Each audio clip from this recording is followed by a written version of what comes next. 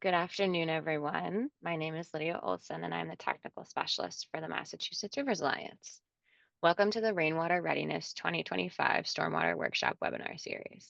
This webinar series offers information about grant and loan programs that are available to be utilized for stormwater management projects by managers from municipalities, nonprofits, and other organizations that may be considering such projects in the future. For the 2025 Stormwater Workshop webinar series topics and schedule, please visit the Mass Rivers Alliance website. Um, we are still adding sessions to the series, so we recommend that you check the site frequently for the latest information. You will also find all the information and recordings for the in-person session of this series, which took place the last week of September, and our previous Stormwater Workshop series in 2023 there. Today's webinar will be discussing state grant programs, specifically the Massachusetts Environmental Trust, Water Management Act grant, and Asset Management Planning grant. Please mark your calendars for the next webinar, which is next Thursday, October 23rd at noon. We'll be talking about creative ways to implement stormwater infrastructure. A few housekeeping items. This session is scheduled to end at 1 p.m. Please put your name and affiliation in the chat when you get a chance. Please put your questions in the Q&A function at the bottom of your screen, which Mass Rivers staff is tracking, or hold them until the last 10 minutes question and answer session. And these webinars are being recorded. Recordings and any other webinar materials will be made available on the Mass Rivers website. Lastly, we ask that you, please complete the evaluation survey. The survey has been crucial in helping us continue and expand this series. We'll put links to the survey in the chat and also send it to you after the webinar. And now I'm delighted to introduce our speakers today. Purvi Patel is the Assistant Director of Water Policy at the Executive Office of Energy and Environmental Affairs. She has over 25 years of experience in environmental permitting and policy, including 15 years at the MEPA office and prior roles at 3 Mass DEP regional offices. She also served as chairs the Cambridge Conservation Commission, supporting local efforts in wetland protection and resilience planning. Purvi brings practical experience in navigating state processes and helping communities and organizations access funding for stormwater and infrastructure projects.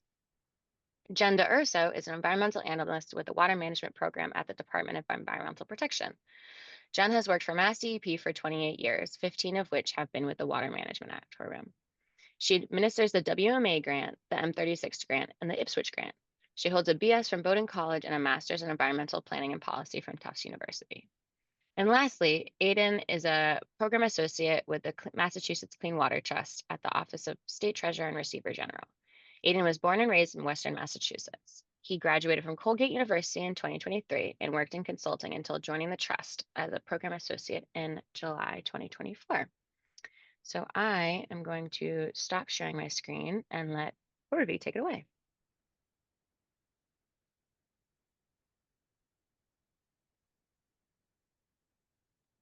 Thanks so much, Lydia. I'm delighted to be here. Again, my name is Purvi Patel, and with the Executive Office of Energy and Environmental Affairs.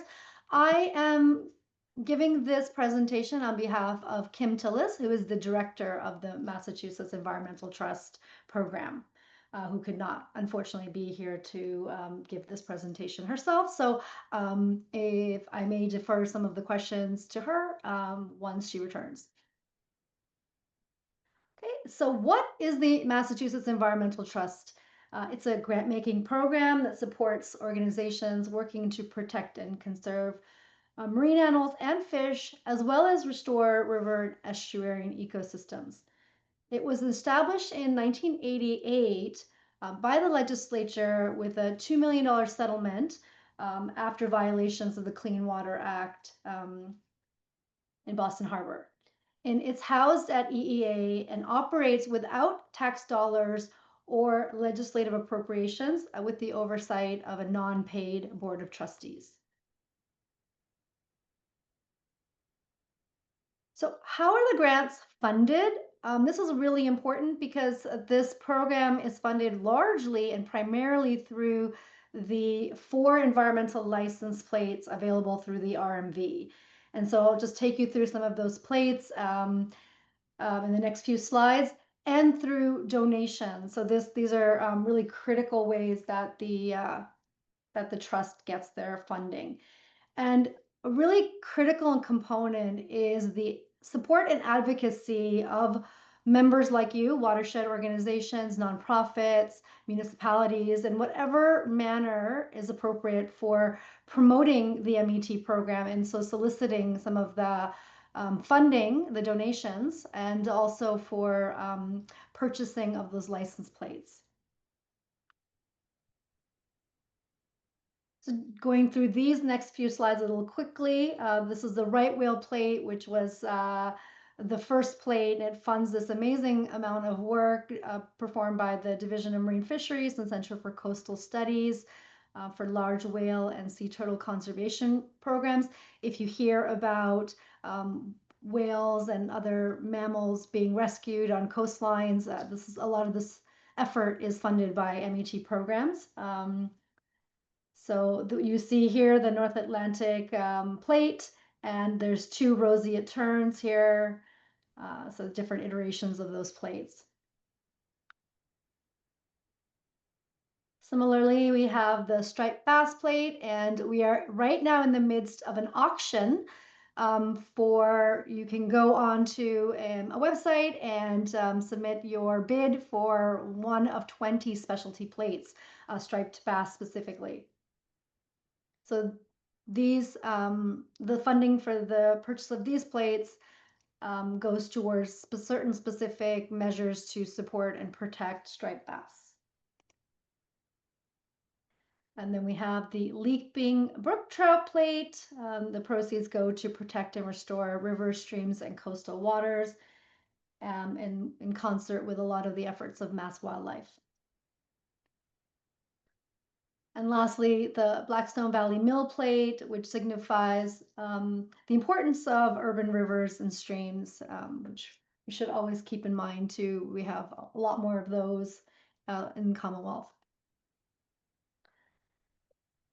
So specifically, what kind of funds does the MET provide to different projects?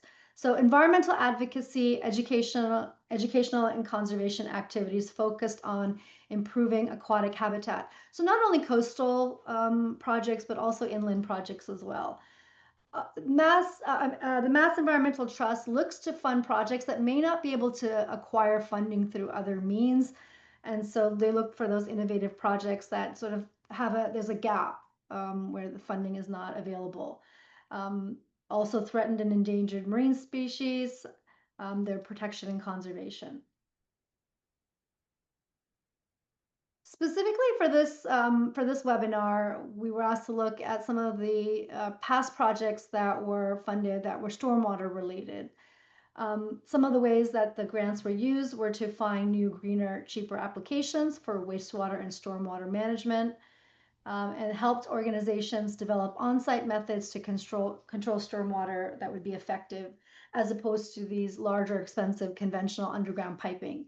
So trying to create more LID, low impact development, and decentralized systems. And some of this funding was provided to the Metropolitan Area Planning Commission, Clean Water Fund, Charles River Watershed Association, among other watershed associations, and the Massachusetts Watershed Coalition. So from some of the data that Kim provided, from between 2012 and 2020, the MET funded approximately 17 projects with almost $500,000 in total funding, about an average of $30,000 for the projects. So the next three slides are going to be pretty dense, but what I just want to give you is an example of the types of stormwater related projects that the MET funded. So the Blackstone River Coalition, this was a campaign for a fishable, swimmable Blackstone River. That was in 2019, and then in 2013, earlier, there was a project to restore the river and its tributaries and protect cold water streams and fisheries, working in concert with the Worcester Stormwater Chasers. The Franklin Regional Council of Governments in 2015 received a grant for low impact development to manage stormwater runoff in Greenfield.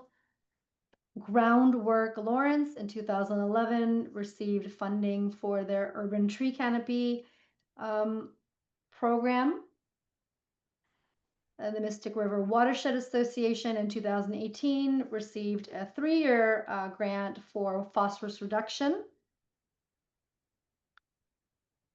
Berkshire Environmental Action Team out in the Western region had a project that in 2019 and then 2020 that looked at surveying and sampling stormwater outfalls in the Berkshire County and partnerships with that program. Okay, so the National River Watershed Association had a project to engineer design to create designs and improve stormwater management on gravel roads in Ashby and throughout the Commonwealth. The Neponset River Watershed Association had a project to restore Trap Hole Brook and protect the brook from anthropogenic impacts in 2020. And then prior to that, a stormwater management assistance project to strengthen the stormwater bylaws in the town. The Saugus River Watershed Council in 2013 received funding for protecting watershed resources. And then the Worcester Ecotarium in 2020 received funding for a study to improve the water quality of stormwater runoff from the site. Friends of the Malden River, more recently in 2020, received funding for a trash reduction program along the Malden River. Mass Audubon in 2013 received funding for stream crossing work in urban and suburban and rural communities. They had different approaches or how they would help communities. The Massachusetts Watershed Coalition, some project activities to reduce stormwater runoff and increase LID and environmentally sensitive site design. Salem Sound Coast Watch project to review impacts on eelgrass in Salem Harbor in 2013. And then lastly, the town of Great Barrington in 2015, looking at water quality in Lake Mansfield. So those were very, very briefly, the 17 projects over that period from 2012 to 2020. In addition, and sometimes in concert with stormwater related projects, the MET program funds river restoration and aquatic habitat improvements. So we all know there's a link, and so your project can include components of part of a larger project. So some of the grants have been funded to natural cranberry bog restoration, removal of dams and harmful aquatic debris, stream crossing inventories and ID of culverts and other structures that are barriers to the mobility of fish and wildlife, volunteer monitoring programs, and a lot more. There's again, as I mentioned, there is that large discrepancy sometimes in available funding for very specific projects, and the MT tries to fill that gap. Also, environmental education and awareness. If you were developing a project that had a educational component to the stormwater work, that could be something that MET would support. Community educational campaigns designed to build awareness and influence congregations of people to discuss stormwater related work, public outreach efforts at workshops, festivals, and cleanups that are organized usually by volunteers, and support for conservation commissions, watershed alliances, marine fisheries, and habitat associations. So you can learn more about the MET through its beautiful 30 years and beyond anniversary report, which I can help you get a copy of. And then a list of these past grants is on the website, including a larger component. I just wanted to briefly mention here that at the executive office, there is a new grant management system portal that is hopefully going to help facilitate the application process for proponents of projects. And the last round for the fiscal 25 and 26 year, the deadline was June 30th of this year, and I think grants will be announced. The awardees will be announced fairly soon, and so I envision that this grant program will occur on an annual basis with that June 30th deadline in mind. But I'm uncertain of what the exact time frame is. But happy to wait to hear if there are any questions after the next two presentations. Thank you so much. Thanks so much, Purvi. And next up, we will have Jen from the Water Management Act program. Okay, let me just get set up here.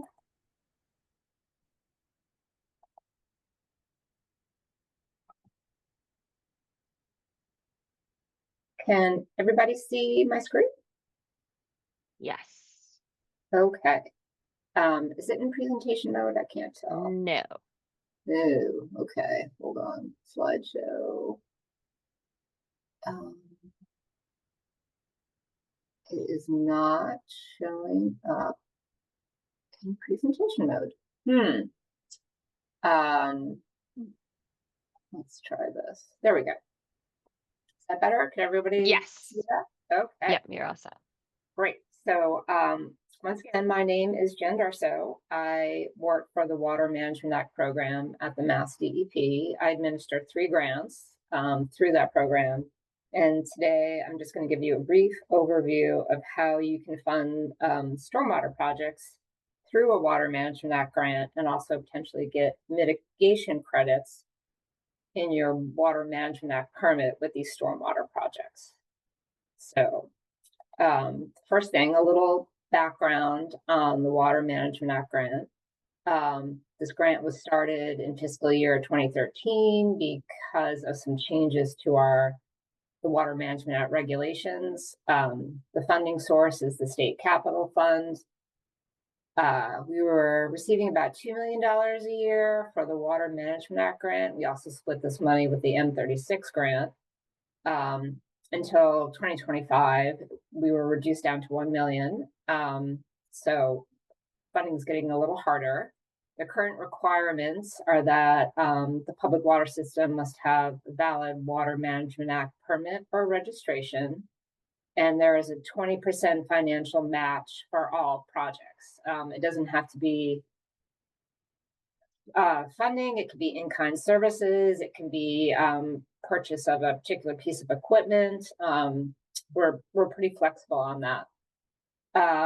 Out of the 111 projects that we funded since 2013, 13 have been stormwater projects from start to finish, and project segments are usually in the $60,000 to $300,000 range.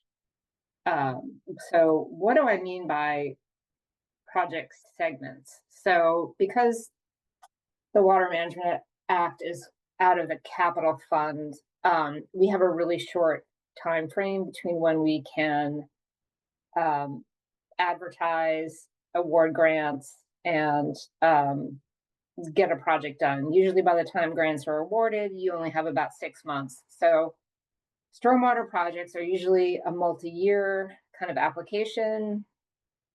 We have, 2 different categories: planning versus implementation projects. So generally speaking, year 1 would be a planning project where you evaluate several proposed locations in the town, pick one that meets the criteria for a successful project, and do some design plans. And then year 2 would be an implementation project, which is just the construction of the stormwater BMP. So for an implementation project, or for the shovel-ready project, what do we need to see?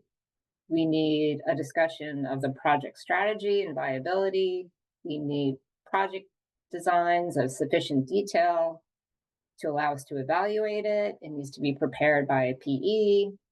We need information on the specific site, including site characteristics, an evaluation of resulting environmental improvements, costs to do the project, including sustainability and cost effectiveness, Projects must comply with the Mass Stormwater Handbook. They must be constructed on public lands. And the municipality must agree to maintain the project for its estimated life. Lastly, a construction certification and an original copy of the full-size set of drawings reflecting the as-built conditions needs to be provided and stamped by a professional engineer. So I just wanted to highlight project that concluded last year in Milford. It was at Pheno Field. This is a great project. It occurred over 3 years. Year one, they identified 5 priority green stormwater infrastructure sites, all located within a particular subbasin. Year two, they developed conceptual designs for 3, and then took the best project forward to 80%.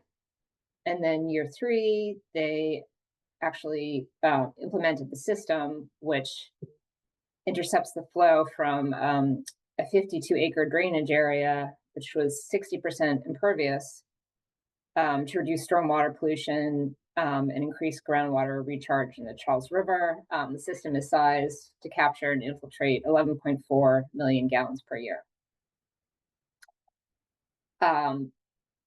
I want to give props to Max Rome at Charles River and Elizabeth Mianini in the town of Milford. If you have any questions specifically about the project, they would be the best people to contact, but I'm just going to give you a little information on it. It was a large subsurface infiltration system beneath a parking lot adjacent to a playing field. There were pre-treatment fixtures, including a sediment forebay and a hydrodynamic separator to decrease TSS flowing into the infiltration piping. And this is the site here. So the purple line is the town of Milford. The blue here is the subbasin 21029, which is a significantly stressed subbasin in the Water Management Act program. This August median flow is decreased by 78%. The tan is Pheno Field. And then this area here is Milford Pond, where the previous stormwater was being discharged to. I love photos, so I threw a couple in here. I hope I don't get in trouble for this. So this is a picture of the collection chambers going in. The one on the bottom is, you know, a straight-on view of the collection system, the gravel, and the fabric filter. This third picture here is them backfilling over it, and then this last picture here is once it's all done and the parking lot is repaved. So great, you've received the funding. If you have a Water Management Act permit, you can also use this project as mitigation credit in your permit. Well, let's back up a little bit. What am I talking about? So the new regs that were put in place in 2014 requires Water Management Act permittees to mitigate their water withdrawals over a baseline number. So to mitigate, they have to offset their impacts over their baseline. Baseline is the largest of the following 3 options. Their 2003 to 2005 water use plus 5%, their 2005 water use plus 5%, or the community's registered volume. And all these volumes must be in compliance with their authorized volume at the time. So the credit, the stormwater credit, applies to post-2004 redevelopment projects that infiltrate stormwater, which previously flowed from impervious surfaces to surface water bodies. And then you get a direct credit equal to the volume of runoff per day infiltrated via the BMP. So we would take that volume and we would add it to your baseline, and that would give you credit to withdraw a higher water volume. How do we figure out how much water you're getting mitigation credit for? we have a stormwater calculator that I'm happy to send anybody. The green area is what you have the ability to fill out. So you just, type in a project name. There's a pull down here. You select the town that you're in. That gives you the precipitation per year. You add in the design infiltration depth for the BMP. Here, the acres of pre-2005 directly connected impervious surface. And then, the spreadsheet will pop out, the percent of annual precipitation infiltrated, as well as your credit in cubic feet per year, in million gallons per year. So this project, if Milford wanted to use it for mitigation, their Water Management Act permit would provide them with 0.027 MGD in mitigation credit. So that's a very high look at stormwater projects in the Water Management Act program. RFRs are released in early fall. The Water Management Act grant RFR closed last month for this year, but the RFI for the M36 grant, which provides communities with a free M36 audit, is still open and available on our website. All Water Management Act grants RFRs are posted on Combis as well as on our website. The two websites are there. I also send emails out to every email contact that we have for Water Management Act systems in our database, and I send an email out to Jen Peterson at Mass Waterworks. So we try and reach as many people as possible in as many ways as possible. The best thing to do would be to sign up for alerts on Combis. And I'm happy to answer any questions anybody has at the end of the meeting. Awesome. Thanks so much, Jen. All right, and then next up, we will have Aiden. Just a reminder that if you haven't already done so, please put your name in the chat, name and affiliation, and then any questions you have can go in the Q&A. Can everyone see my presentation? Yes. Great. My name's Aiden. I work at the Massachusetts Clean Water Trust, and today I'm going to be giving a brief overview of our asset management planning grant program. So the Massachusetts Clean Water Trust, we're part of the Office of the State Treasurer. We were established in 1989 to finance water infrastructure projects in the Commonwealth. We work together with Mass DEP to administer the Clean Water and Drinking Water State Revolving Funds, which assist communities in complying with the Clean Water and Safe Drinking Water Acts. To date, the trust has financed nearly $10 billion in loans for nearly 300 communities, serving 97% of the Commonwealth's population. So while loans remain the main financing option the trust provides, the trust also offers grant assistance through its grant programs. So the Asset Management Planning Grant Program was launched in 2019 to assist eligible entities, and I'll get into which entities are eligible in a later slide, with completing or updating asset management plans for drinking water, wastewater, and stormwater systems. So the grants are up to $150,000 or 60% of the eligible project cost, whichever is less. And eligible entities can provide the remaining amount with in-kind services, cash contributions, or a loan. So priority for these grants is given to small communities and utilities. So that's communities with less than 10,000 people or fewer than 3,000 service connections. First-time applicants and AMP proposals that address the 5 core components of an AMP. And I'll get into those components in a later slide. So here's a map of all of the communities across the state that have received grants since the program was launched in 2019. So as you can see, it's spread all over the state. And this is all the different types of AMP grants. So some communities have received just drinking water grants, other ones it's just stormwater, and plenty have received drinking water and clean water grants. So in terms of the goals of the program, It's to improve upon existing maintenance practices to ensure regular replacement of necessary systems prior to failure. So developing and identifying equipment replacement costs to establish and evaluate annual budget items, outline annual cost effects, establish an inventory of existing equipment that will allow a replacement program to be developed, providing an asset management plan that will ensure the operational continuity of the water resource infrastructure systems, to assist with acquiring computer software for data collection, to track and organize asset management priorities more efficiently, and finally, to promote cybersecurity assessments to address vulnerabilities. So in terms of how to apply for an AMP grant, funding for AMP grants is contingent on the availability of funds. But if solicitation does occur, it occurs between May and July of each year. Final intended use plans are published in the early months of the following year.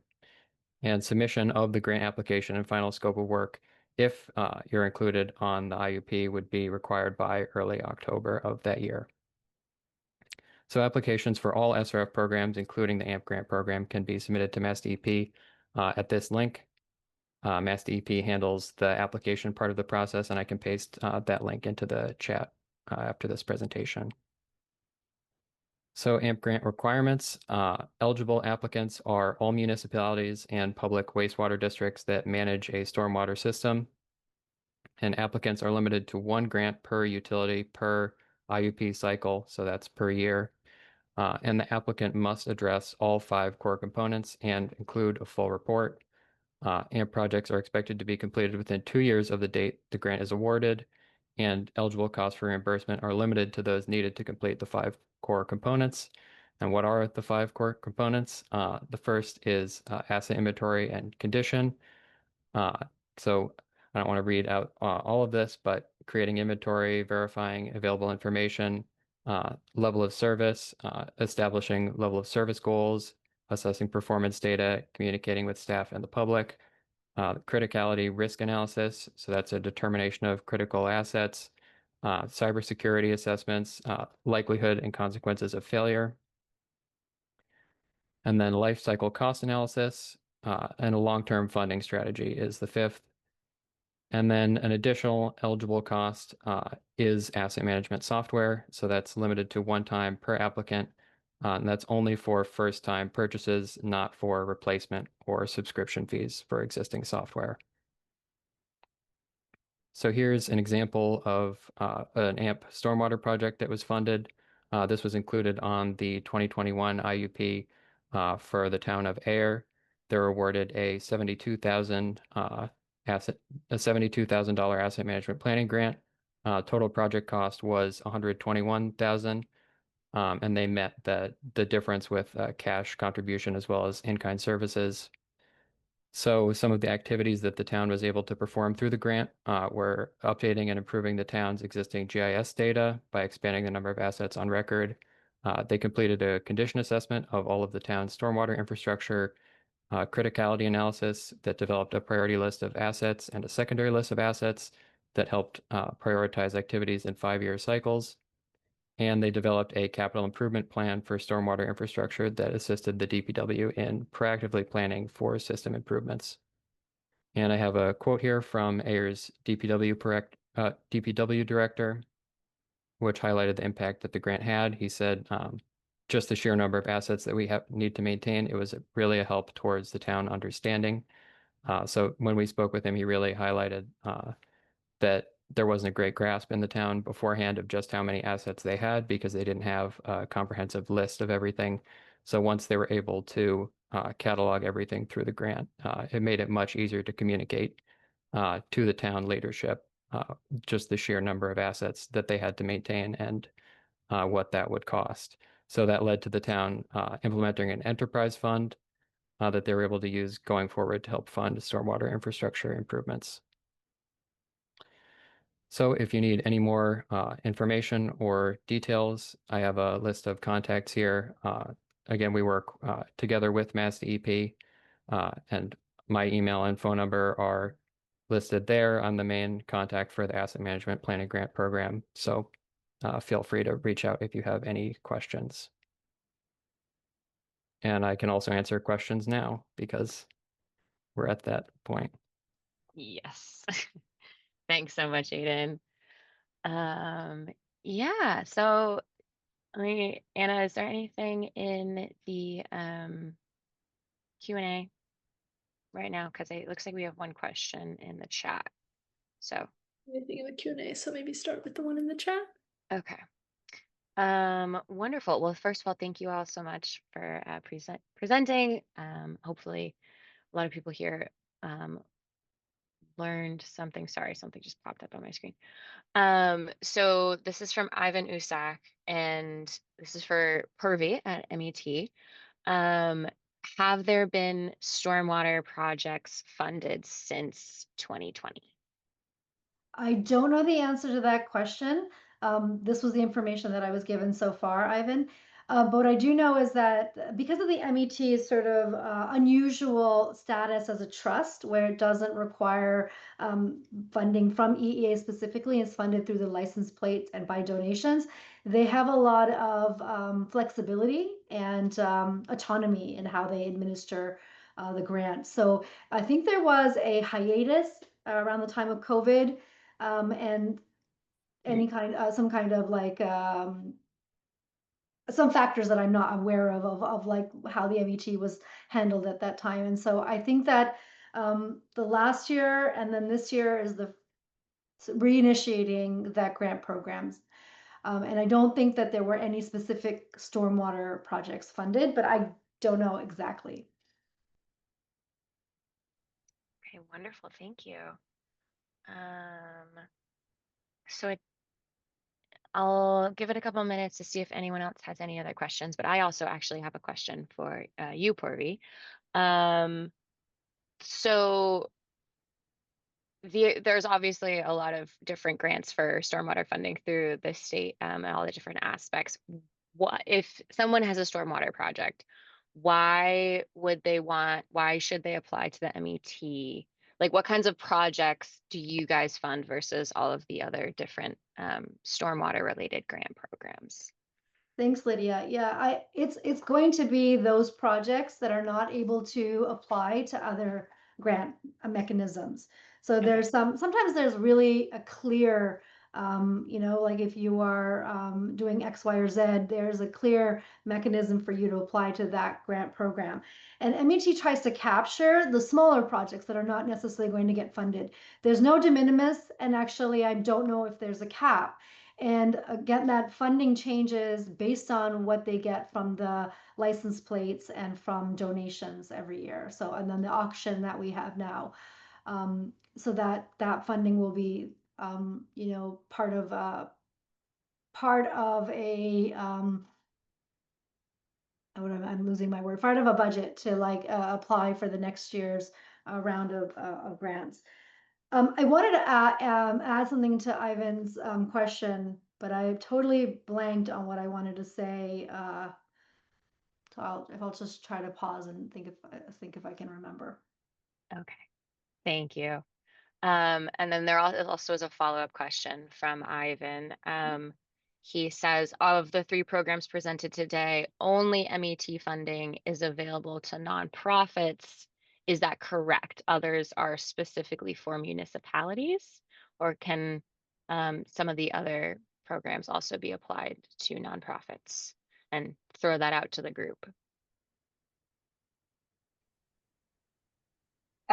To apply for a Water Management Act grant, you have to have a Water Management Act permit or registration. But we do, so not for nonprofits, but we do have many instances where a nonprofit will work with a municipality or a Water Management Act permittee on a project. It makes it a stronger project in our mind. So it's definitely a benefit to try and find somebody on the nonprofit side to work with. Awesome, thank you. And the asset management planning grants, the eligible entities are just municipalities and public wastewater districts that manage stormwater systems, so not nonprofits. Okay, thank you, Aiden.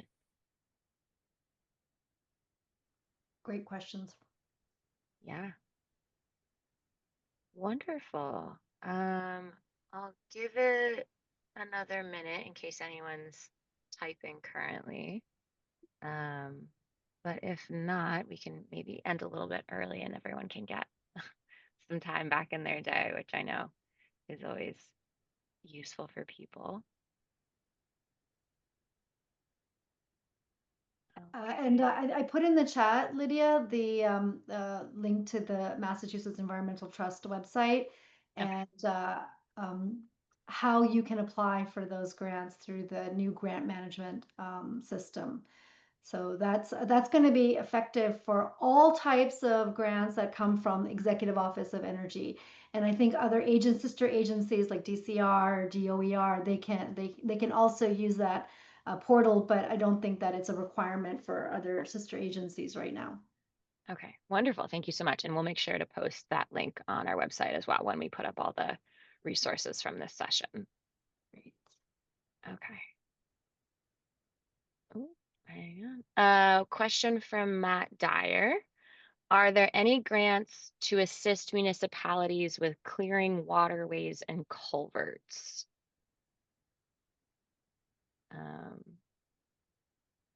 I don't know if any of your programs apply to that, but go ahead, Jen. Yeah, so the Water Management Act grant, the intent was to help municipalities fund projects for mitigation credit in their permits. So repairing culverts and making culverts more accessible to fish, and like stream bank restoration, or things along those lines are considered in the Water Management Act grant. You just need to tie it back to the goal of the grant, which is to improve groundwater and stream flow and reduce impacts of withdrawals.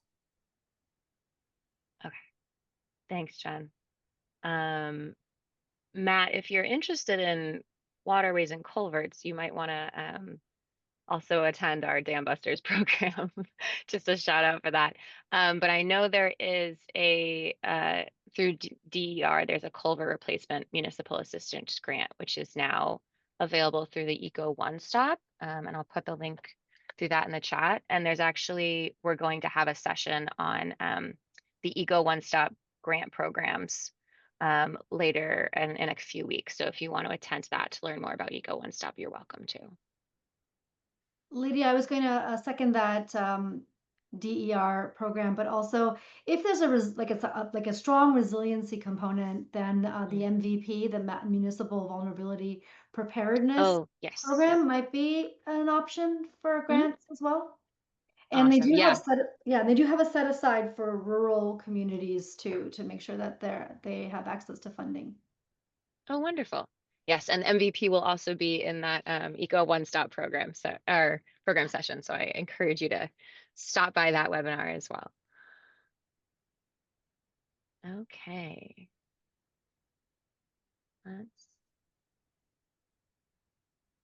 Lydia, I have one more question if I can come in super quick. Oh, yes. Yeah, go ahead, Hillary. Sorry to be really running on the line here, but I'm looking at the eligibility and sort of just wanted to clarify one more thing on the Water Management Act grant. And I'll use us as a real example. Braintree is a member of the Tri-Town. We have a Tri-Town water treatment plant and a Tri-Town water treatment board that supports that plant and directs it. So would an individual town from Tri-Town be eligible, or would it be necessarily all of Tri-Town applying together?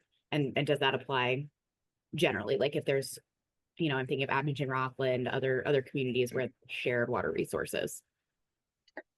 In a situation like that, what we generally look for is an application from, one entity and a letter of support from the other one or two entities that are, all wrapped up in that system, so that we know that everybody's on board and, agreeing to the same type of projects and the same, so that, there's no surprises, basically. Right. So yes, that's how we would handle that.